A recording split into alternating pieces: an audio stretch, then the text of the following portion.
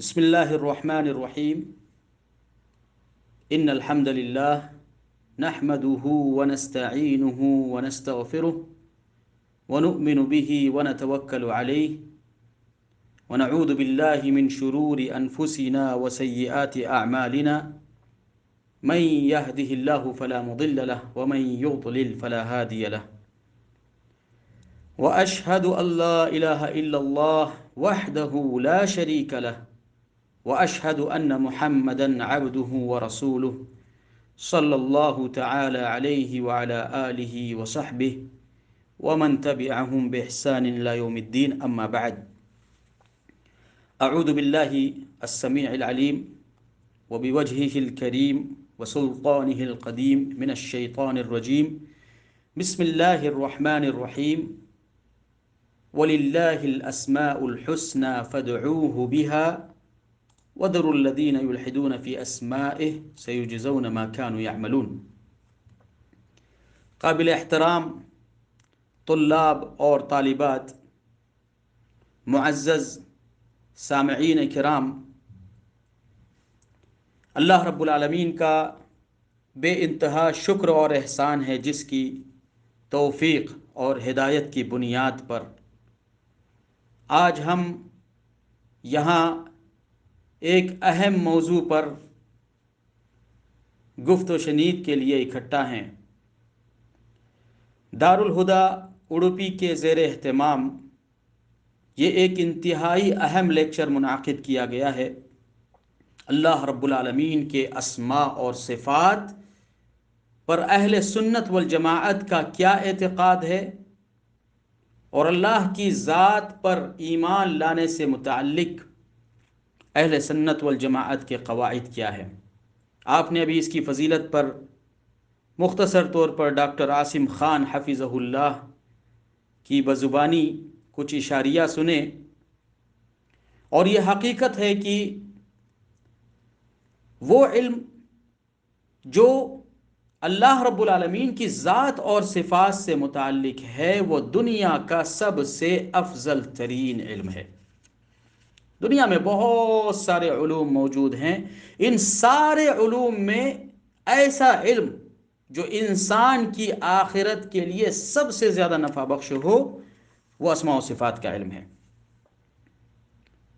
بلکہ اللہ کے نبی صلی اللہ تعالی علیہ وسلم نے یہاں تک بیان فرمایا کہ اسماء اور صفات کے علم کا حصول جنت میں داخلے کا سبب ہے۔ نبی پاک صلی اللہ علیہ وسلم فرماتے ہیں للہ 99 اسما من احصاها دخل الجنہ۔ اللہ رب العالمین کے بے شمار نام ہیں جن میں سے اگر کوئی شخص 99 ناموں کو یاد کر لے، ان کے معنی اور مفہوم کو سمجھ لے، ان پر ایمان لائے اور ان کی ہیبت اپنے دلوں میں پیدا کرے تو اس کے لیے جنت ہے۔ دخل الجنہ، جنت میں داخل ہو گیا۔ سبحان اللہ۔ تو اسماء و صفات کے علم کو حاصل کرنا، اسماء و صفات کے تعلق سے گفتگو کرنا، یہ افضل ترین علوم میں سے ہیں۔ بلکہ ہر انسان کو نیچرلی طور پر اپنی زندگی میں دعاؤں کی ضرورت پڑتی ہے۔ اللہ کے نبی صلی اللہ علیہ وسلم نے، آپ پیارے حبیب صلی اللہ تعالی علیہ وسلم کی دعاؤں کو آپ دیکھیں، آپ جب بھی اللہ رب العالمین کے سامنے اپنی حاجتوں کو رکھتے تو اللہ کے بہترین ناموں کا انتخاب کیا کرتے۔ تو اللہ کے اسماء کے ذریعے سے مانگنا، اس کی صفات کے ذریعے سوال کرنا، یہ دعا کی قبولیت کا سبب ہے۔ وَلِلَّهِ الْأَسْمَاءُ الْحُسْنَى فَادْعُوهُ بِهَا وَذَرُوا الَّذِينَ يُلْحِدُونَ فِي أَسْمَائِهِ۔ اور بے شک اللہ رب العالمین کے لیے بہترین نام ہیں، لہٰذا اپنی دعاؤں میں اللہ رب العالمین کے ان اسماء اور صفات کا وسیلہ لگانا، اللہ رب العالمین کے ان اسماء کے ذریعے سے مانگنا، یہ دعا کی قبولیت کے بہت زیادہ قریب ہوتا ہے۔ رسول اکرم صلی اللہ علیہ وسلم نے ایک شخص کو دیکھا کہ اللہ رب العالمین کے پاس اس کے اسم اعظم کے ذریعے سوال کر رہا تھا۔ اس کی زبان مبارک کے الفاظ تھے جو صحابہ کرام نے نقل کیے کہ نبی پاک صلی اللہ علیہ وسلم نے اسے فرماتے ہوئے سنا اس کی دعا میں، اللہم انی اسألک انی اشہد انک انت اللہ لا الہ الا انت الاحد الصمد الذي لم يلد ولم يولد ولم يكن له كفوا احد. اس نے دعا کی کہ اے اللہ میں تیرے اسم اعظم کے ذریعے سے سوال کرتا ہوں اور گواہی دیتا ہوں کہ تیرے علاوہ کوئی بھی عبادت کے لائق نہیں ہے. اس دعا کو جب اللہ کے نبی صلی اللہ علیہ وسلم نے سنا تو فرمایا لقد سألت اللہ بالاسم، تحقیق کہ تم نے اللہ کے اتنے بڑے نام کے ذریعے سوال کیا ہے کہ اگر اللہ سے اس کے اس اسم اعظم کے واسطے اور وسیلے سے مانگا جائے تو وہ دعا رد نہیں ہوتی. لہٰذا میرے عزیز بھائی اور دوستو، اسماء حسنہ، صفات علی کا علم حاصل کرنا یہ بہت ہی عظیم ترین علم ہے. اسماء حسنہ سے محبت پیدا کرنا اللہ رب العالمین کی محبت کا ذریعہ ہے. حدیث شریف میں آتا ہے کہ نبی پاک صلی اللہ علیہ وسلم نے ایک مرتبہ ایک صحابی کو سریے اور جنگ کے اندر کچھ لوگوں پر امیر بنا کر بھیجا. تو ان کی عادت یہ تھی کہ جب لوگوں میں امامت کرتے، نماز پڑھاتے، تو ہر رکعت میں کوئی بھی اگر وہ سورت پڑھ لے تو اس کے آخر میں قل هو اللہ احد ضرور پڑھا کرتے تھے. بعض صحابہ اکرام کو اس پر تعجب ہوا، لیکن چونکہ وہ امیر تھے، امیر کی اطاعت واجب ہے، اس وقت انہوں نے کچھ نہیں کہا. جب اللہ کے نبی صلی اللہ علیہ وسلم کے پاس مدینہ منورہ میں واپس تشریف لائے تو کہا یا رسول اللہ، فلاں شخص کو آپ نے ہم پر امیر بنا کر بھیجا اور ہم نے ایک خصلت ان کے اندر دیکھی کہ جب بھی امامت کرتے تو قل هو اللہ احد آخر میں ضرور پڑھا کرتے تھے. تو کیا یہ ان کا عمل درست ہے؟ نبی پاک صلی اللہ علیہ وسلم نے فرمایا کہ جا کر ان سے پوچھو کہ ایسا آخر وہ کیوں کیا کرتے تھے، اس کا ریزن کیا ہے، وجہ کیا ہے. صحابہ اکرام گئے اور کہا کہ آپ اپنی نماز میں اس طریقے کا عمل کرتے تھے، اللہ کے نبی صلی اللہ علیہ وسلم نے دریافت کیا ہے آخر آپ نے ایسا کیوں کیا. انہوں نے کہا کہ اس کی تو کوئی خاص وجہ میرے ذہن میں نہیں ہے، لیکن میں اللہ سے بہت محبت کرتا ہوں، وَلِأَنَّهَا صِفَةُ الرَّحْمَانِ، اور قُلْ هُوَ اللَّهُ أَحَدٌ، اللہ رب العالمین کی رحمان کی صفت پر مبنی صورت ہے، مجھے اس سے بڑی محبت ہے. نبی پاک صلی اللہ علیہ وسلم کے پاس وہ لوگ واپس آئے تو آپ نے فرمایا کہ جاؤ اس شخص کو خبر دو کہ بے شک اللہ بھی اس سے محبت کرتا ہے. تو اسماء حسنہ سے محبت، اسماء حسنہ کی محبت کو اپنے دل میں پیدا کرنا اللہ کی محبت کا سبب ہے. اسماء حسنہ کا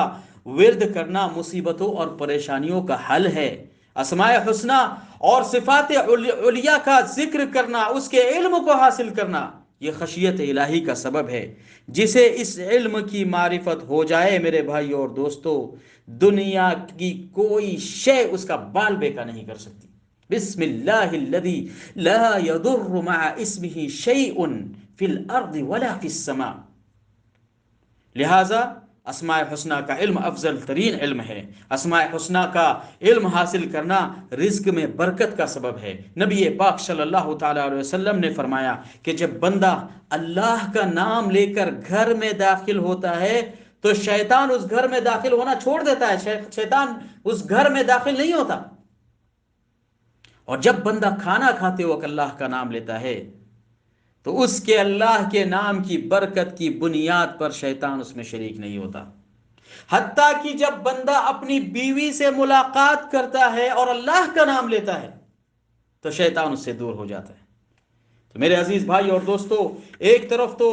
اسماء حسنہ کی اس قدر فضیلتیں ہیں، اس مختصر سے لیکچر میں ان ساری فضیلتوں کا احتوا ممکن نہیں ہے، لیکن ان مختصر سی باتوں سے ہمیں جو بات سمجھ میں آتی ہے کہ ہماری اپنی زندگی کے اندر اسماء حسنہ کی بہت زیادہ فضیلت ہے. جب اس علم کی اس قدر فضیلت ہے تو اس علم کی بنیاد پر جو توحید قائم ہوگی وہ توحید سب سے زیادہ اتم اور سب سے زیادہ اکمل ہوگی. لہٰذا اللہ کے ناموں اور اللہ رب العالمین کی صفات کو اپنے اندر اپنے علم میں لانا یہ توحید کی پہچان ہے. اور توحید کی یہ قسم جس قدر عظیم اور جس قدر جو ہے ضرورت اور اہمیت کی حامل ہے، ہم دیکھتے ہیں کہ اسی قدر ہماری امت کے اندر اس میں غفلت اور بے توجہی موجود ہے۔ ایک تو اس موضوع کا سرے سے اہتمام نہیں کیا جاتا، جبکہ سلف کا اختلاف اور اہل سلف نے اہل بدعت کے ساتھ جو معارضت کی ہے قدیم زمانے میں، اگر تھوڑا سا ہم اس تاریخ کی طرف غور کریں اور لوٹیں، اللہ کے رسول صلی اللہ تعالی علیہ وسلم کی وفات کے بعد جو حالات پیدا ہوئے، عہد صحابہ میں جب مملکت اسلامیہ کی حدودیں جو ہے سرحدیں وسیع ہوتی گئی، تو کئی ایسے مسائل اور احکام پیش آئے جو نبی پاک صلی اللہ تعالی علیہ وسلم کے زمانے میں موجود نہیں تھے۔ صحابہ کرام نے انہیں فیس کیا اور اپنے تبحر علمی اور اپنے نور بصیرت کی بنیاد پر ان کا برابر جواب دیتے رہے۔ صحابہ کرام کے بعد تابعین کا زمانہ آیا، حدیث اور فقہ اور تفسیر کی مختلف شاخیں جو ہے ہمارے تابعین اعظام نے جو ہے ان کو وجود میں لایا۔ پھر اس کے بعد ائمہ اربعہ آئے جنہوں نے جو ہے مذاہب کے قواعد کو رکھا۔ تو یہ ساری چیزیں اتفاق اور اتحاد کی بنیاد پر چل رہی تھی، لیکن تابعین کے آخری دور اور تبع تابعین کے ابتدائی دور میں جب عرب اور عجم کی تہذیبیں ایک ساتھ ملی اور یونانی اور سریانی فلسفوں کا جو ٹرانسلیشن ہے، ان کا جو انٹروڈکشن ہے وہ ہونے لگا، تو بہت ساری بیجا مداخلت ان عجمیوں کی طرف سے اور ان فتنہ پروروں کی طرف سے داخل ہو گئی جن کا اسلام سے کوئی تعلق نہیں تھا۔ ایک طرف تو سیاسی محاذ تھا خوارج کا، تشیع کا، جس نے بے شمار بدعتوں کو ایجاد کیا، اور دوسری طرف اسماء اور صفات سے متعلق، قدر سے متعلق، اللہ رب العالمین کی ذات اور صفات سے متعلق اہل اعتزال نے اس اتنا بڑا فتنہ کھڑا کیا کہ ارجا اور اشاعرہ کی بدعت وجود میں آئی۔ اور یہ بدعتیں کوئی چھوٹی موٹی نہیں تھی، یہ موقع نہیں ہے اس کی تفصیل میں جانے کا، لیکن ان بدعتوں نے اس قدر اثر چھوڑا کہ آج اگر ہم ہمارے زمانے میں غور کریں تو متکلمین اور فلاسفہ کی یہ بیمار سوچ آج بھی اسی شد و مت کے ساتھ اس امت میں موجود ہے جس سے ہمارے اسلاف نے، تابعین نے، ائمہ اربعہ نے اور ان کے بعد منہج سلف پر آنے والے لوگوں نے صراحت کے ساتھ جن کی تحذیر کی اور جن سے ڈرایا ہے۔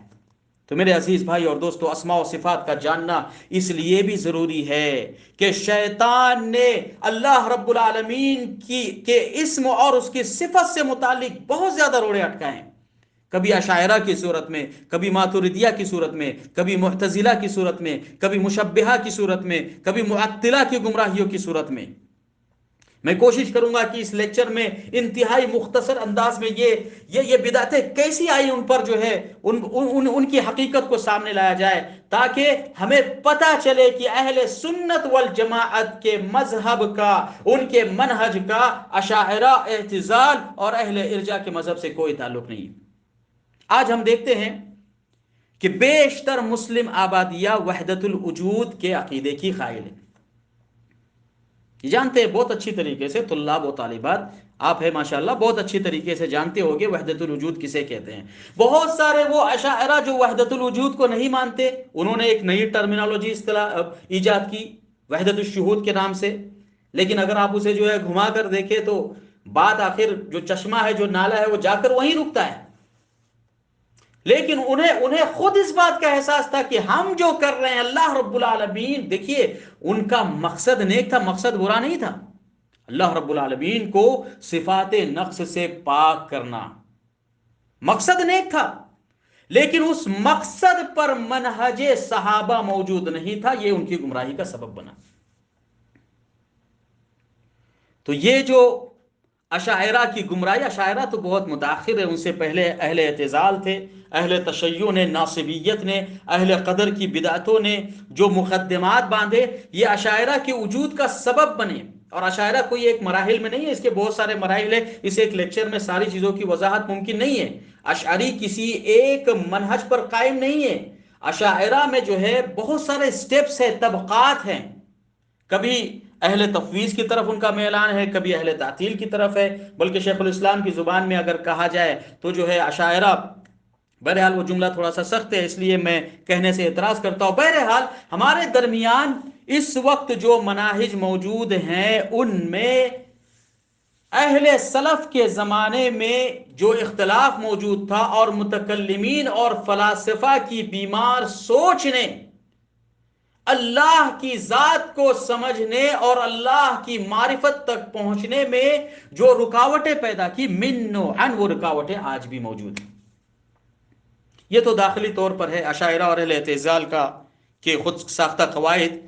لیکن اگر 16ویں صدی 17ویں صدی کے زمانے کی طرف بھی ہم جائیں کہ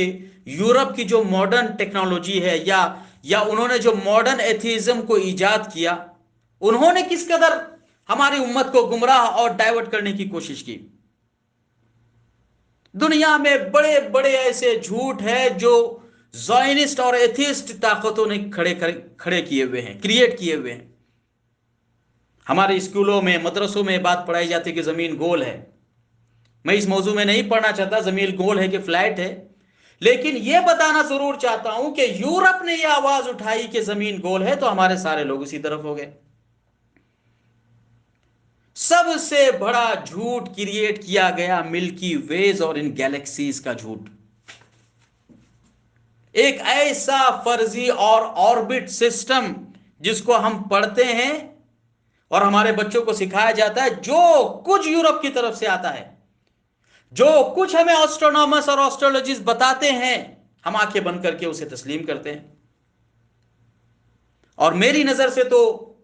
بہت کم ایسے علماء گزرے ہیں جنہوں نے ان موضوعات پر اللہ رب العالمین کے اسماء اور صفات، اس کے صفت علو، اس کے صفت استوا کے تناظر میں اس پر گفتگو کی ہوں۔ میں اس موضوع کی تفصیل میں نہیں جانا چاہتا کہ یہ جو آربٹ سسٹم یا زمین کے گول ہونے کے جو نظریات دیے جاتے ہیں، اس سے وحدت الوجود کا عقیدہ کس قدر مضبوط ہوتا ہے، میں اس کی تفصیل میں نہیں جانا چاہتا۔ میں صرف ایک نقطہ آپ کو بتانا چاہتا ہوں کہ ہمارے ہاں ماڈرن یورپ کی جانب سے جو کانسیپٹ دیے جاتے ہیں، ہم کس طریقے سے اسے تسلیم کرتے ہیں اور پھر قرآن اور حدیث میں اس کی دلیل ڈھونڈنے کی کوشش کرتے ہیں۔ یہ منہج سلف نہیں ہے میرے عزیز بھائی اور دوستو۔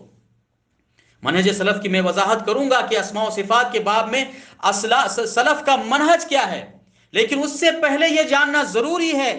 کہ بعض سرفیس پر جو ہمارے اسکالر کر رہے ہیں، ایک مسئلہ آ گیا مثال کے طور پر زمین گول ہے،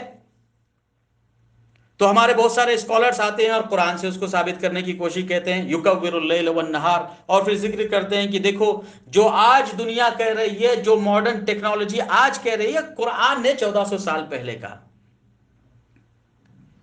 دوسری طرف دوسرے اسکالر آتے کہتے نہیں زمین گول نہیں ہے۔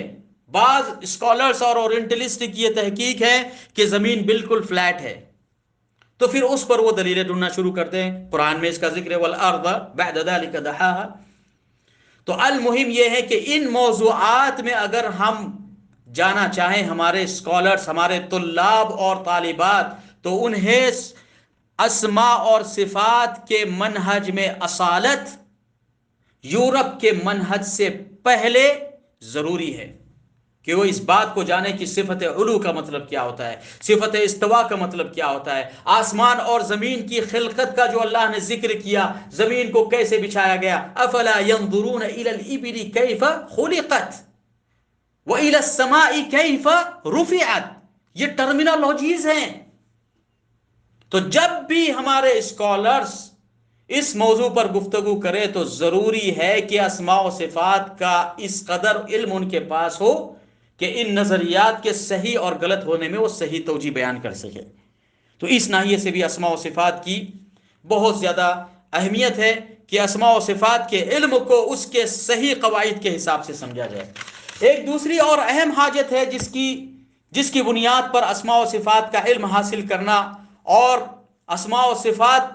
کے علم کو اہمیت دینا آج کے زمانے میں ضروری ہے، وہ ہے ہمارے مسلم سماج اور معاشرے میں علماء اور مفکرین کا کردار۔ کیسے؟ اگر آج ہم ہمارے معاشرے میں غور کریں تو مسلمانوں کی بیشتر آبادی وحدت الوجود کے عقیدے کی قائل ہے۔ مسلمانوں کی بیشتر تعداد اشاعرہ اور اہل اعتزال کے طریقے پر، اس سے کوئی انکار نہیں کر سکتا، بلکہ اللہ کے نبی صلی اللہ تعالی علیہ وسلم نے اس جانب اشارہ بھی فرمایا کہ لا تزال طائفۃ من امتی ظاہرین علی الحق، کہ امت کا ایک بہت بڑا طبقہ ہوگا جو دوسری طرف ہوگا، مگر ایک طبقہ ہوگا جو حق کی پیروی کرے گا۔ آپ نے اس کے صفات بھی بیان کرے، ان کو ذکر کرنے کا اس وقت موقع نہیں ہے، لیکن اسماء اور صفات کے باب میں ہماری اس قوم کے اندر اللہ رب العالمین کی ذات کے ساتھ استہزاء موجود ہے۔ اس کی چھوٹی سی مثال لے لیجئے، یہ جو قوالیاں ہم سنتے ہیں، یہ میٹھی میٹھی نعتیں جو ہمیں زہر گھول کر جس کے کانسیپٹ کو تیار کیا جاتا ہے، میں فلمی گانوں کی بات نہیں کر رہا ہوں، فلمی گانے تو سمجھو ان کے کنٹینٹ کے اندر شرک اور کفر ہے، وہ جانتے ہیں اللہ رب العالمین کے ساتھ استہزاء اور الحاد کی بنیادوں پر وہ کام کرتے ہیں، لیکن ہمارے یہاں بہت سارے اہل پگڑیوں کے مقالات ایسے ہیں جو جہم ابن صفوان کے اعتقاد سے بھی زیادہ خطیر ہے۔ جانتے جہم ابن صفوان کون ہے؟ عبداللہ بن مبارک رحمہ اللہ نے ایک مجلس میں فرمایا کہ جہم ابن صفوان کے بعض اسٹیٹمنٹ ہمیں اتنے زیادہ خطرناک لگتے ہیں کہ کبھی کبھی ہمیں ایسا لگتا ہے کہ یہود اور نصارہ کا قول اور ان کا اسٹیٹمنٹ ہم نقل کرے لیں، یہ ہمارے لیے آسان ہے بنسبت اس کے کہ جہم بن صفوان کے مقالات کو نقل کریں۔ اور خالد بن عبداللہ تستری نے اسے جو قتل کیا، بہت واقعہ مشہور ہے۔ تو اسماء و صفات کے اندر جو اصل گمراہی اور برائی آئی وہ جہم ابن صفوان کے ذریعے سے آئی۔ تو جہم ابن صفوان کے جو اعتقادات قدیم زمانے میں موجود تھے، آج آئیے آپ کمپیئر کر لیجئے، بہت دور جانے کی ضرورت نہیں، ہماری اپنی قوالیوں میں، ہماری اپنی نعتوں میں، ہمارے اپنے علماء جو پگڑیاں باندھ کر امت کے سامنے ریٹورک فلسفی کی بنیاد پر دین کو پیش کرتے ہیں، بلکہ آپ نے ایسے بھی خطیبوں کو دیکھا ہوگا جو حضرت عیسیٰ علیہ السلام اللہ کے حکم سے زندہ کرتے تھے، ان کے اولیاء نعوذ باللہ بغیر حکم کے زندہ کرتے ہیں۔ ایسے بھی کلپس آئی ہے واٹس ایپ پہ، آپ نے بھی دیکھی ہوگی۔ تو یہ خطرناکیہ جہم ابن صفوان کے عقیدے سے بھی زیادہ خطرناک ہے، اور مجھے اس بات کا پورا یقین ہے کہ اگر عبداللہ بن مبارک آج زندہ ہوتے، حیات ہوتے، تو انہیں یہود اور نصارہ کی مثال دینے کی ضرورت پیش نہیں آتی۔ اتنے خطرناک مسائل اور اللہ رب العالمین کے ساتھ اس قدر گستاخیوں پر مبنی بیانات موجود ہیں کہ اگر اسماء و صفات کے علم کو ہم نے صحیح طور سے نہیں سمجھا، لوگوں تک اس پیغام توحید کو صحیح طور سے نہیں سمجھایا، تو یہ امت شرک کے دہانے پر ہے، یہ امت بدعت کے دہانے پر ہے۔ لہٰذا ضروری ہے کہ وحدت الوجود کی شکل میں ہونے والی ان گستاخیوں پر اسماء حسنہ کے علم کے ذریعے سے گرفت کی جائے۔ ضروری ہے کہ رب العالمین کی شان ربوبیت اور شان الوہیت میں ہونے والی گمراہیوں پر اسماء حسنہ کی محبت کو لوگوں کے دلوں میں بٹھا کر اس علم کی حقیقت کو لوگوں کے سامنے لا کر ان کے ایمان کو مضبوط کیا جائے۔ اس ناحیے سے اسماء و صفات کے علم کو جاننا انتہائی ضروری ہے، انتہائی زیادہ ضروری ہے کہ سلف کا اس میں کیا عقیدہ تھا اور سلف نے اس بارے میں ہماری کیا رہنمائیاں فرمائی ہیں۔ آئیے ہم یہ جاننے کی کوشش کرتے ہیں کہ اللہ رب العالمین کے اسماء اور صفات کے تعلق سے ہمارا موقف کیا ہے، اور وہ کون سے قواعد ہیں جن کی بنیاد پر ہم اسماء و صفات کے عقیدے کو مانتے ہیں۔ میرے عزیز بھائی اور دوستو، جیسا کہ میں نے اس جانب اشارہ کیا کہ اشاعرہ، ماتریدیہ اور اہل اعتزال کے فتنے نے اللہ رب العالمین کے اسماء اور صفات کو سمجھنے میں بہت سارے روڑے ڈالے ہوئے ہیں۔ لہٰذا ہمیں اپنے موقف کے وضاحت کا حق حاصل ہے، اور یہ کہتے ہوئے ہمیں ذرا برابر بھی شبہ نہیں کہ الحمدللہ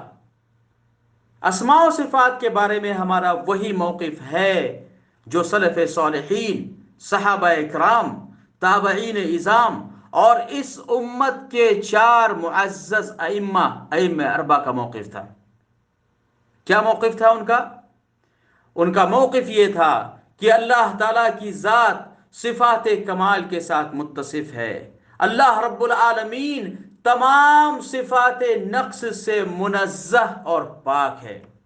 اللہ رب العالمین اپنی صفات کاملہ کی بنیاد پر اپنی مخلوق سے متفرد اور بائن ہے، اپنی ذات کے ساتھ عرش پر مستوی ہے، اور اپنے علم، اپنی قدرت، اپنے جلال اور اپنے رعب کے ساتھ سارے مخلوق پر حاوی ہے۔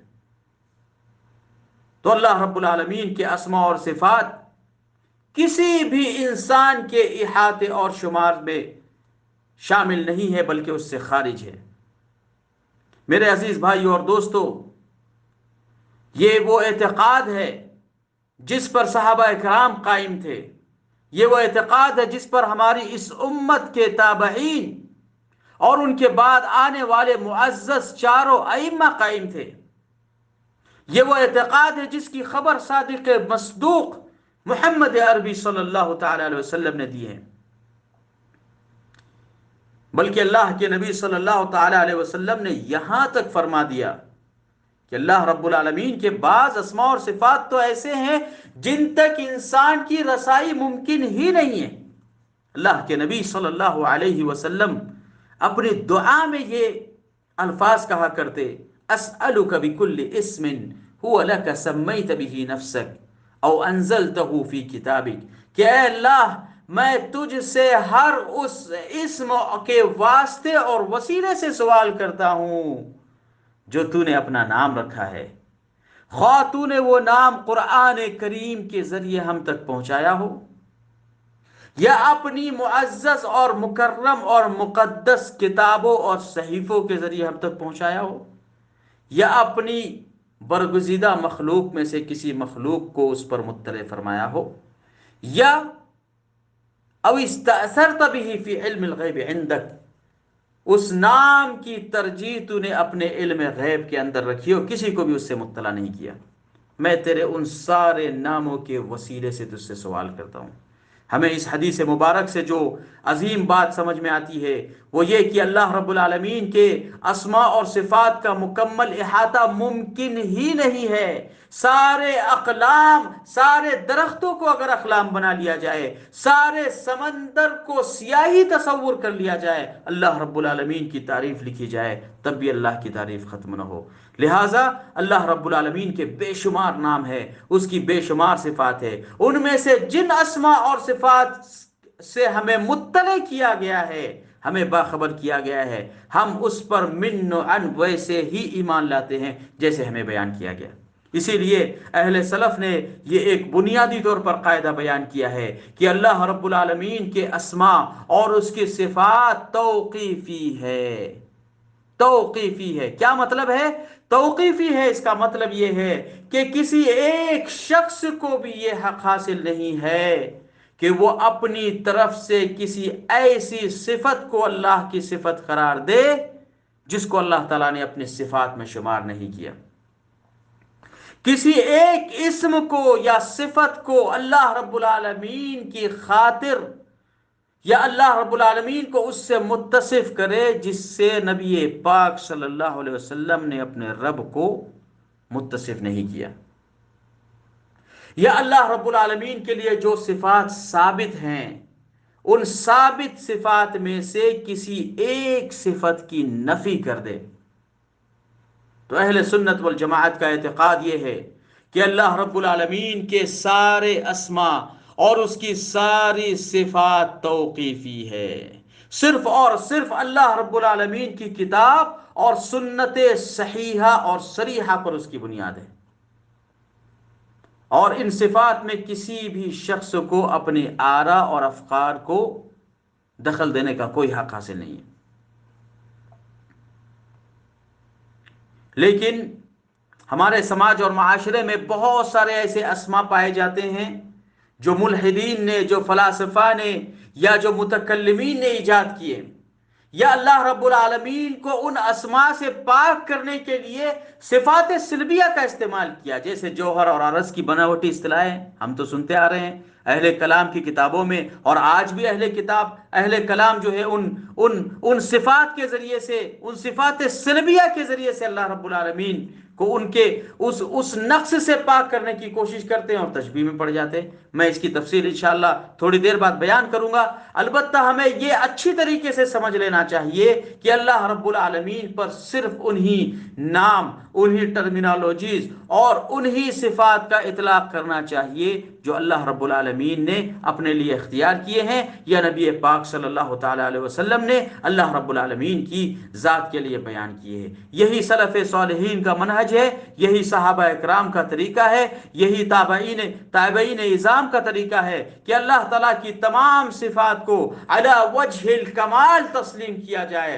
اور ان پر بعینہ ویسے ہی ایمان لایا جائے جیسے ایمان لانے کا حکم دیا گیا ہے۔ نہ اس میں کسی قسم کی تحریف کی جائے، نہ اس میں تعطیل سے کام لیا جائے، نہ تعویل سے کام لیا جائے، نہ تشبیہ سے کام لیا جائے، نہ تمثیل سے کام لیا جائے، اور نہ ہی متاخرین کی تفویض سے کام لیا جائے جس کی بنیاد پر اللہ رب العالمین کو کالعدم قرار دیا گیا۔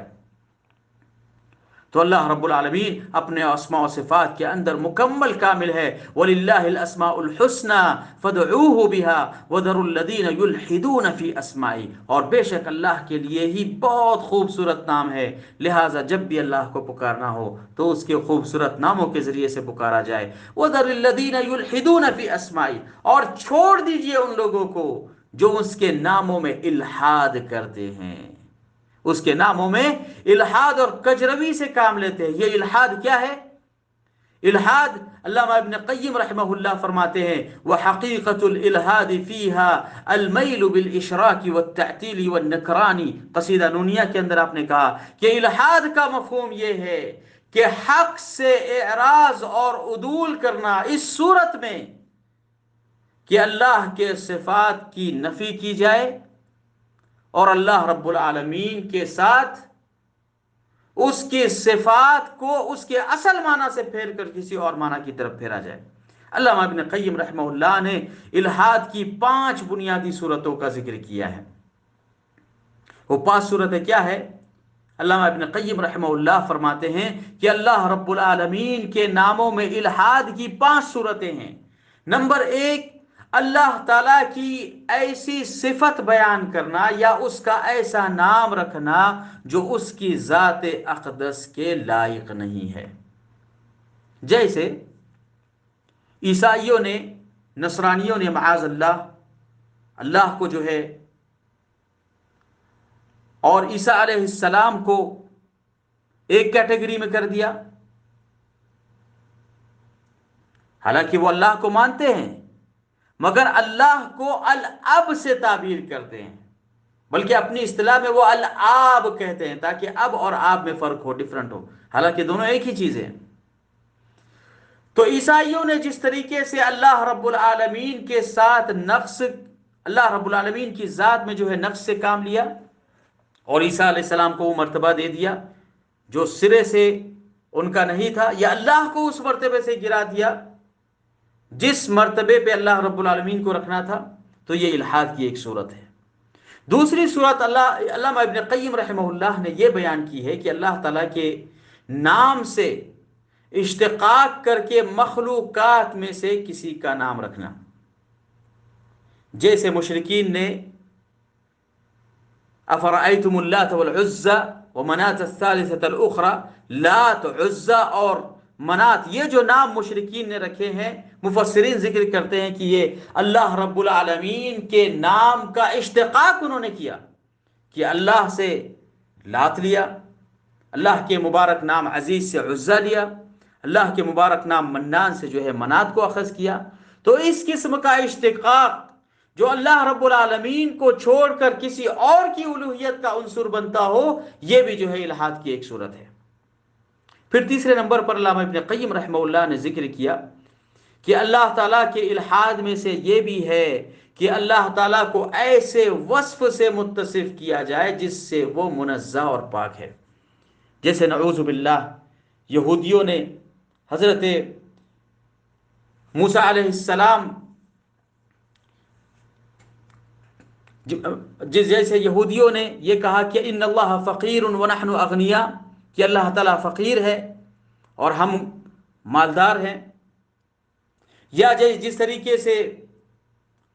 انہوں نے کہا کہ اللہ ید اللہ مغلولہ، اللہ تعالیٰ کا ہاتھ باندھا ہوا ہے، تو اللہ تعالیٰ کو ایسے وصف سے متصف کرنا جو اللہ رب العالمین کا وصف نہیں ہے، بلکہ اس سے اللہ رب العالمین کی ذات میں نقص لازم آتا ہو، تو یہ بھی الحاد میں سے ہے۔ پھر اس کی چوتھی صورت علامہ ابن قیم نے یہ بھی ذکر کی کہ اللہ تعالیٰ کے اسماء کا، ان کے معانی کا اور ان کے حقائق کا انکار کرنا اور یہ سمجھنا کہ یہ تو صرف محض قرات کے لیے ہیں، یہ صفات اور معانی اپنے اندر ذرا برابر بھی کوئی ویلیو نہیں رکھتے، سوائے اس کے کہ جیسے آئے ہیں بس اس کے وجہ سے تلاوت کی جائے اور ان کے معانی اور مفہوم کو کالعدم قرار دیا جائے۔ یہ اہل اعتزال کا طریقہ ہے۔ اہل اعتزال نے جب دیکھا کہ بہت سارے اختلافات ہوئے اللہ کے اسماء و صفات میں، تو یہ فتویٰ جاری کر دیا کہ اللہ کا نام تو رزاق ہے، اللہ کا نام تو رحیم ہے، اللہ کا نام تو غفور ہے، لیکن یہ مجرد اسماء ہے، ان اسماء کی اپنی کوئی حقیقت نہیں۔ تو یہ بھی الحاد کی ایک شکل ہے کہ اللہ رب العالمین کے لیے نام کا تو اس بات کیا جائے مگر ان کے حقائق اور ان کے معانی کو تسلیم نہ کیا جائے۔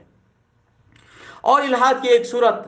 پانچویں صورت ابن قیم رحمہ اللہ نے یہ بھی ذکر کی کہ اللہ تعالیٰ کی صفات کو مخلوق کی صفات سے تشبیہ دی جائے۔ اس کی بہت ساری شکل اور صورتیں بن سکتی ہے، جیسے کوئی یہ کہے کہ اللہ تعالیٰ کا ہاتھ انسان کے ہاتھ کی مانند ہے، یا یہ کہے کہ اللہ رب العالمین کی ذات مخلوقات میں سے فلاں ذات کے مشابہ ہیں، تو یہ بھی الحاد کی یہ شکل ہے۔ تو الحاد کی انہی برائیوں کی وجہ سے بہت سارے مسالک اور بہت سارے مناہج وجود میں آئے، جن کی اہل سلف نے اور صحابہ کرام کے بعد تابعین کرام نے، تبع تابعین نے جن کی کھل کے مخالفت کی اور ایسے اصول اور قواعد وضع کیے جن کی بنیاد پر اللہ رب العالمین کے اسماء و صفات صحیح طور پر محفوظ ہو سکیں۔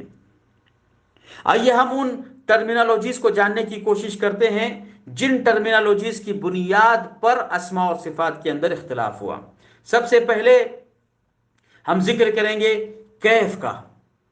الکیفیہ، کیفیت۔ اہل سنت والجماعت کا یہ اعتقاد ہے کہ اللہ رب العالمین کے اسماء اور صفات کو بلا کیف مانا جائے، بغیر کیفیت کے مانا جائے۔ کیا مطلب ہے؟ اس کا مطلب یہ ہے کہ صفات کے حق ہونے پر ایمان رکھنا ہم پر لازم اور ضروری ہے، مگر ان کی کیفیت اور ان کی ماہیت کی بحث میں الجھنا یہ اللہ رب العالمین کے ناموں کے ساتھ الحاد ہے۔ آپ نے دیکھا ہوگا یا سنا ہوگا کہ بہت سارے سلف صالحین سے یہ مقولہ منقول ہے کہ امروہا کما جاءت۔ مشہور تابعی امام زہری رحمہ اللہ سے، امام مکحول سے بھی جو ہے یہ مقولہ منقول ہے کہ اللہ رب العالمین کی صفات کو ایسے ہی قبول کیا جائے جیسے وہ آئی ہیں، بلا کیف، اور اس کی کوئی کیفیت نہ بیان کی جائے۔ بلکہ بعض سلف سے یہ بھی مقولہ وارد ہے کہ امد الاحادیث علی ما جاءت، جیسے احادیث وارد ہوئی ہے۔ اللہ کے نبی صلی اللہ علیہ وسلم نے فرمایا ینزل ربنا، ہمارا رب نازل ہوتا ہے تو ہوتا ہے، کیسے ہوتا ہے اس کی کوئی کیفیت نہیں بیان کی جائے گی۔ نزول معلوم ہے، کیفیت مجہول ہے۔ تو اہل سنت والجماعت کا یہ اعتقاد ہے کہ اللہ رب العالمین کی صفات کو من و عن تسلیم کیا جائے اور اس کی کیفیت سے رکا جائے۔ امام اہل سنت والجماعت امام ابن عوینہ رحمہ اللہ فرماتے ہیں کل ما وصف اللہ تعالی من نفسه فی کتابہ فتفسیرہ تلاوتہ والسکوت علیہ، کہ ہر وہ وصف جو اللہ رب العالمین نے اپنی کتاب میں اپنے نفس سے متعلق بیان کیا ہے تو اس کی تفسیر ہی اس کی تلاوت ہے، اور اس پر سکوت اختیار کرنا ہی اصل ایمان ہے۔ اور امام اہل سنت والجماعت اسحاق ابن راہویہ رحمہ اللہ، اللہ رب العالمین کی صفات سے متعلق جب آپ سے سوال کیا گیا، صفت نزول سے متعلق جب آپ سے سوال ہوا تو فرمایا النزول بلا کیف، اللہ رب العالمین نازل ہوتے ہیں، کیسے نازل ہوتے ہیں، اس کی کیا کیفیت ہے، اس کیفیت میں گھسنے سے ہمیں منع کیا گیا ہے۔ البتہ نزول یہ معلوم ہے، اور یہی بات امام مالک ابن انس رحمہ اللہ سے منقول ہے کہ استوا علی العرش کے بارے میں جب آپ سے سوال ہوا تو آپ نے فرمایا الاستواء معلوم، اور بعض روایتوں میں ہے، امام بہقی رحمہ اللہ نے ذکر کیا الاستواء غیر مجہول والکیف غیر معقول والایمان به واجب والسؤال عنہ بدعہ، کہ استوا کی جو کیفیت ہے اہل عرب کے درمیان یہ کوئی مجہول کیفیت نہیں ہے، معلوم ہے کہ استوا کہتے کسے ہیں، لیکن اس استوا کی اللہ رب العالمین کی ذات اور اس کے نفس پر کیفیت کو فٹ کرنا، اس سے ہمیں منع کیا گیا ہے، اور اس بات پر ایمان لانے کا حکم دیا گیا ہے کہ اللہ رب العالمین نے فرمایا الرحمن علی العرش استوا، وہ رحمان عرش پر مستوی ہے تو مستوی ہے، البتہ کیسے مستوی ہے اس تعلق سے سوال کرنا یہ بدعت ہے۔ اور امام اعظم امام ابو حنیفہ رحمہ اللہ سے بھی اس قسم کا مقولہ منقول ہے کہ ینزل بلا کیف، ہمارے بہت سارے بھائی جو یہ سمجھتے ہیں کہ امام ابو حنیفہ رحمہ اللہ جو چاروں ائمہ میں بزرگ ترین امام ہے اور جن کے فقہی قواعد کی تحصیل آج بھی امت کے درمیان معتبر ہے، بہت سارے لوگوں کو یہ غلط فہمی ہوتی ہے کہ آپ اہل ارجاء یا اہل اشاعرہ کے عقیدے پر تھے، یہ درست نہیں ہے۔ جی ہاں، ارجاء کے باب میں آپ سے ایک مقولہ منقول ہے جو آپ نے اپنے استاد حماد ابن ابی سلمہ سے لیا ہے، لیکن آپ شیخ الاسلام ابن تیمیہ رحمہ اللہ کو پڑھیے، جو دفاع انہوں نے امام ابو حنیفہ رحمہ اللہ کا کیا ہے صفات کے باب میں، جو دفاع انہوں نے کیا ہے ارجاء کے باب میں، یہ ہمارے علم کی تحصیلات کے وہ ابواب ہیں جو ہر طالب علم کو جاننا ضروری ہے کہ اس امت کے چاروں امام اہل سنت والجماعت اہل سلف کے عقیدے پر تھے، ان کی طرف جو بھی مقولات منسوب ہے یا تو وہ صحیح اور صریح سند سے منقول نہیں یا ان کی طرف جو ہے جھوٹی طور پر منسوب کیے گئے ہیں۔ لہذا امام اعظم امام ابو حنیفہ رحمہ اللہ فرماتے ہیں ینزل بلا کیف، اللہ رب العالمین کے نزول کی کیفیت سے متعلق آپ سے سوال ہوا تو فرمایا کہ اس کی کیفیت بلا کیفیت کے وہ نزول کرتا ہے، اور یہی مقولہ امام اوزاعی، امام مالک رحمہ اللہ، سفیان ثوری، لیث بن سعد، سارے لوگوں سے منقول ہے کہ اللہ رب العالمین کی صفات کو ویسے ہی امرار کیا جائے، ویسے ہی ان پر ایمان لایا جائے جیسے وہ نازل ہوئی ہے۔ امام شافعی رحمہ اللہ فرماتے ہیں، اور یہی مقولہ امام اوزاعی رحمہ اللہ سے بھی منقول ہیں کہ کننا والتابعون متوافرون نقول ان اللہ سبحانہ وتعالی ذکرہ فوق عرشہ، کہ ہم اور تابعین کی ایک بہت بڑی کثرت اس بات پر ایمان لاتے ہیں کہ اللہ تعالیٰ اپنی ذات کے ساتھ اپنے عرش پر مستوی ہے، وَنُؤْمِنُ بِمَا وَرَدَتِ السُّنَّةُ بِهِ، اور ہم ایمان ویسے ہی لاتے جیسے سنت نے بیان کیا، سنت نے بیان کیا، صحابہ کرام نے اسے نقل کیا، ہم نے اس پر ایمان لائے۔ تو صفات کا باب انتہائی زیادہ دقیق باب ہے، اہل سنت والجماعت نے اس کے لیے انتہائی دقیق اصول مرتب کیے ہیں۔ ان اصولوں میں سے ایک اصل یہ ہے کہ اللہ رب العالمین کو بلا کیف مانا جائے، اللہ رب العالمین کے استوا کی، اللہ رب العالمین اپنی ذات کے ساتھ مستوی ہے، اس کے مستوی ہونے کی کیفیت معلوم ہے، اس کے مستوی ہونے کا علم معلوم ہے، اس کے مستوی ہونے کا اہل عرب کے اندر مفہوم معلوم ہے، مگر اس کی کیفیت مجہول ہے۔ تو اس سے ہمیں یہ سمجھ میں آتا ہے کہ اللہ رب العالمین کے اسماء و صفات کے اندر کیفیت کو بیان کرنا یہ اہل سنت والجماعت کا منہج نہیں ہے، بلکہ امام مالک رحمہ اللہ کی مجلس میں جب کیفیت سے متعلق سوال کیا گیا تو آپ نے اس سائل کو اپنی مجلس سے نکالا کہ اللہ رب العالمین کی ذات سے متعلق کیفیت کا سوال کرنا یہ بدعتی سوال ہے۔ تو یہ ایک ٹرمینالوجی ہے جس کی بنیاد پر بہت سارے مذاہب وجود میں آئے ہیں۔ دوسری ٹرمینالوجی جو صفات کے باب میں یوز ہوتی ہے وہ ہے تأویل۔ اہل سنت والجماعت کا یہ اعتقاد ہے کہ اللہ رب العالمین کی اسماء اور صفات کو بغیر کسی تاویل کے قبول کیا جائے۔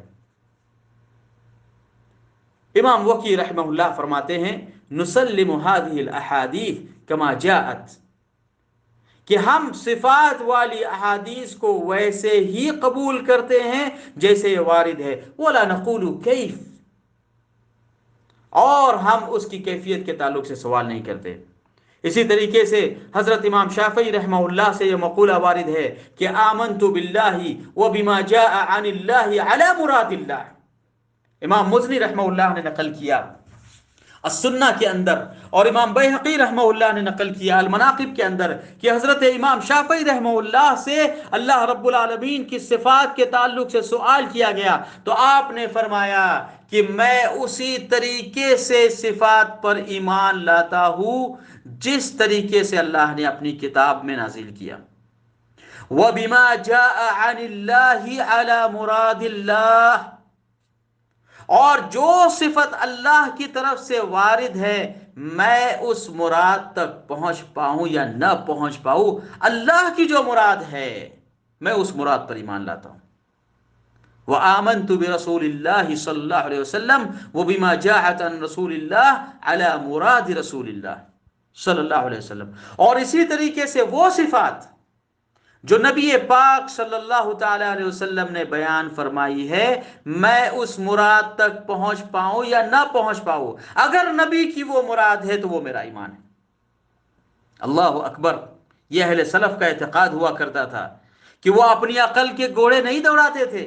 وہ اپنی عقل کو نقل پر مقدم نہیں کرتے تھے، بلکہ صفت کا مفہوم سمجھ میں آیا تو ٹھیک ہے، اگر نہیں سمجھ میں آیا تو اللہ رب العالمین کے مراد کی طرف، رسول اکرم کے مراد کی طرف اسے لوٹایا کرتے۔ یہ نہیں سوال کرتے کہ اللہ اکبر اس نزول سے جو ہے صفت تشبیہ لازم آتی ہے، اگر ہم اللہ کا ہاتھ کہیں تو اس سے مخلوق کا ہاتھ لازم آتا ہے۔ میرے عزیز بھائیوں، یہ تشبیہ الخالق بالمخلوق اور تشبیہ المخلوق بالخالق یہ اہل اعتزال، اہل اشاعرہ کا دیا ہوا طریقہ ہے۔ اہل سنت والجماعت ویسے ہی اسے تسلیم کرتے ہیں جیسے اللہ اور اس کے رسول کی مراد ہے۔ علامہ موفق الدین ابن قدامہ حنبلی رحمہ اللہ فرماتے ہیں کہ وعلی هذا درج السلف وأئمة الخلف كلهم متفقون على الإقرار والإمرار والإثبات لما ورد من الصفات في كتاب الله وسنة رسوله من غير تعرض لتأويله، کہ اہل سنت والجماعت ہمیشہ اللہ کی کتاب اور نبی پاک صلی اللہ علیہ وسلم کی سنت کے اندر جس طریقے سے صفات وارد ہے بغیر اس کی تعویل اور تکییف کے ایمان لاتے ہیں۔ لہٰذا اس تعویل نے اہل سنت والجماعت کے منہج سے موڑنے میں جس قدر نقصان پہنچایا ہے اس قدر نقصان کسی اور ٹرمینالوجی نے نہیں پہنچایا۔ اسی لیے علامہ ابن قدامہ رحمہ اللہ نے مزید یہ کہا کہ اجمع السلف رحمهم اللہ علی نقلہ وقبولہ ولم يتعرضوا لردہ ولا تأویلہ، کہ اہل سلف نے ہمیشہ سے اس بات پر اجماع کیا ہے کہ جب بھی صفات کا ذکر آئے تو جیسے آیا نقل کیا ویسے ہی قبول کیا اور بغیر کسی تعویل اور تشبیہ اور تمثیل کے اسے مان لیا۔ لہٰذا صفات کا جب بھی تذکرہ آئے تو ہمیں بہت زیادہ محتاط ہونا چاہیے، ہمیں بہت زیادہ اس بات کی فکر ہونا چاہیے کہ اللہ کی کتاب اور نبی پاک صلی اللہ علیہ وسلم کی سنت میں جہاں بھی صفات ہیں یہ توقیفی ہیں، انہیں ان کے ظاہر پر اجرا کیا جائے اور انہیں ویسے ہی تسلیم کیا جائے جیسے اللہ رب العالمین کی ذات کے لائق اور اس کے لیے زیبا ہے۔ سلف صالحین کے اس منہج سے ہمیں جو چیز سمجھ میں آتی ہے وہ یہ کہ بعد میں آنے والوں نے اس میں جو تعویل کی گنجائشیں نکالی ہے اور اسے سلف کی طرف منسوب کیا ہے، یہ اعتقاد درست نہیں ہے۔ بہت ساری ایسی تعویلات ہیں جو امام ابو حنیفہ رحمۃ اللہ علیہ کی طرف منسوب کی گئی، حالانکہ امام ابو حنیفہ رحمہ اللہ کا ذرا برابر بھی اس سے تعلق نہیں ہے۔ بہت ساری ایسی تعویلات ہیں جو اہل ماتریدیہ نے احناف کی طرف صفات کے باب میں منسوب کی، جبکہ امام ابو حنیفہ رحمہ اللہ اور دیگر ائمہ کا ان تعویلات سے ذرا برابر بھی تعلق نہیں۔ اور الحمدللہ آج تحقیقات سامنے آ رہی ہیں، بہت سارے علمی چین کی بنیاد پر لوگوں نے اس بات کو ثابت کی ہے۔ ضرورت ہے کہ ہم ان کتابوں کی طرف رجوع کریں جن سے ان ائمہ کی اصل اور ان کی اصالت ثابت ہوتی ہے۔ لہٰذا یہ سمجھنا کہ ائمہ اربعہ صفات کے باب میں اہل سنت کے مخالف تھے، نعوذ باللہ من ذلک، یہ اعتقاد بالکل بھی درست نہیں ہے، بلکہ ائمہ اربعہ صفات اور اسماء میں انہی عقائد پر قائم تھے جن عقائد پر صحابہ کرام کی جماعت تھی۔ صفات کے باب میں ایک اور ٹرمینالوجی ہے جسے ہم تعطیل کہتے ہیں۔ تعطیل کا مطلب کیا ہوتا ہے؟ تعطیل کا مطلب یہ ہوتا ہے کہ اللہ رب العالمین کو اس کی صفات سے کل عدم قرار دینا۔ مثلا یہ کہنا کہ فلاں صفت اللہ کی ذات کے لیے بالکل بھی مناسب نہیں ہے، اور جب اللہ کی ذات کے لیے مناسب نہیں ہے تو اللہ کی ذات سے اس کی نفی کرنا۔ جیسے صفت نزول کے تعلق سے اشاعرہ کہتے ہیں، اللہ کے نبی صلی اللہ علیہ وسلم کی پہلے حدیث سن لیجیے، اللہ کے نبی صلی اللہ علیہ وسلم نے فرمایا کہ ہمارا رب ہر رات میں آسمان دنیا پر نازل ہوتا ہے، صحیح مسلم کی روایت ہے، اور پھر فرماتا ہے کہ ہے کوئی مغفرت طلب کرنے والا جسے میں معاف کر دوں، ہے کوئی مانگنے والا جس کی مراد کو میں پورا کروں۔ اب یہ بات اللہ کے نبی صلی اللہ علیہ وسلم نے بیان کی، جہمیہ اور معتزلہ آئے اور بعد میں اشاعرہ نے ان کی تائید کی کہ یہ کیسے ممکن ہے کہ اللہ تعالیٰ نازل ہو، نزول تو بندوں کی صفت ہے، تو اللہ پر اس کو کیسے فٹ کیا جا سکتا ہے؟ میرے عزیز بھائی اور دوستو، یہ تعطیل ہے۔ اللہ رب العالمین کے لیے نزول ہمارے اعتقاد کے مطابق ویسے ہی لازم ہے جیسے اللہ رب العالمین نے اپنے لیے ذکر کیا۔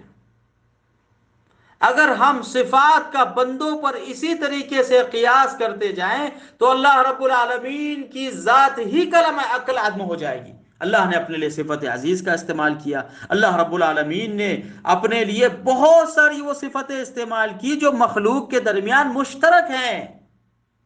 مگر اہل سنت والجماعت کا اعتقاد یہ ہے کہ اللہ رب العالمین کے لیے وہ اسی طرح لائق و زیبا ہے جیسے اللہ نے اپنے لیے پسند کیا، اور مخلوق کے لیے اسی طرح لائق و زیبا ہے جیسے اللہ رب العالمین نے اپنی مخلوق کے لیے پسند کیا۔ تو اللہ رب العالمین کے ناموں کے اندر تعطیل کا یہ جو طریقہ پیدا ہوا ہے کہ اللہ تعالیٰ کی جو صفات فعلیہ ہے جیسے نزول ہے، مجیء ہے، استوا ہے، تو ان کو اللہ رب العالمین کی ذات میں جو ہے نقص کا ذریعہ سمجھنا، یا اللہ تعالیٰ کی صفت خالقیت کا انکار کرنا جیسے دہریہ کر رہے ہیں۔ آج بہت سارے کمیونسٹ کو آپ دیکھتے ہوگے، بہت سارے فلسفی یہ کہتے ہیں کہ یہ دنیا کی ابتدا جو ہے بندر سے ہوئی، اس دنیا کی ابتدا جو ہے ڈاٹ سے ہوئی، جبکہ اللہ رب العالمین نے مقصد تخلیق کو جب بیان کیا تو فرمایا وَكَانَ عَرْشُهُ عَلَى الْمَاءِ۔ تو یہ سارے اعتقادات اللہ رب العالمین کی صفت علو، اس کے جو ہے صفت استوا کی راہ میں رکاوٹیں پیدا کرتی ہیں۔ لہٰذا ہمیں ذرا برابر بھی ان اعتقادات اور ان ٹرمینالوجیز کی طرف دھیان نہیں دینا ہے، بلکہ اللہ تعالیٰ کو ویسے ہی تسلیم کرنا ہے جیسے اس نے ہمیں تسلیم کرنے کا حکم دیا ہے۔ اللہ رب العالمین کے اسماء اور صفات کے اندر ایک اور ٹرمینالوجی یوز ہوتی ہے جسے ہم تحریف کہتے ہیں۔ تحریف کا کیا مطلب ہے؟ تحریف کا مطلب یہ ہوتا ہے کہ شریعت نے جس نص کو بیان کیا اس میں رد و بدل کرنا، خواہ یہ رد و بدل لفظی طور پر ہو کہ انسان لفظ کو تبدیل کرے، یا یہ رد و بدل معنوی طور پر ہو کہ انسان جو ہے اس کے معنی کو تبدیل کرے۔ جیسے مثال کے طور پر اللہ رب العالمین نے اپنی معزز صفات میں سے یہ فرمایا کہ الرحمن علی العرش استوى، اللہ رب العالمین عرش پر مستوی ہوا۔ کوئی شخص آئے اور کہے کہ یہاں پر استوا دراصل استولا ہے کہ اللہ غالب ہو گیا، اس کا قہر غالب ہو گیا، عرش کا انکار کر دے تو ہم کہیں گے یہ تحریف ہے۔ اسی طریقے سے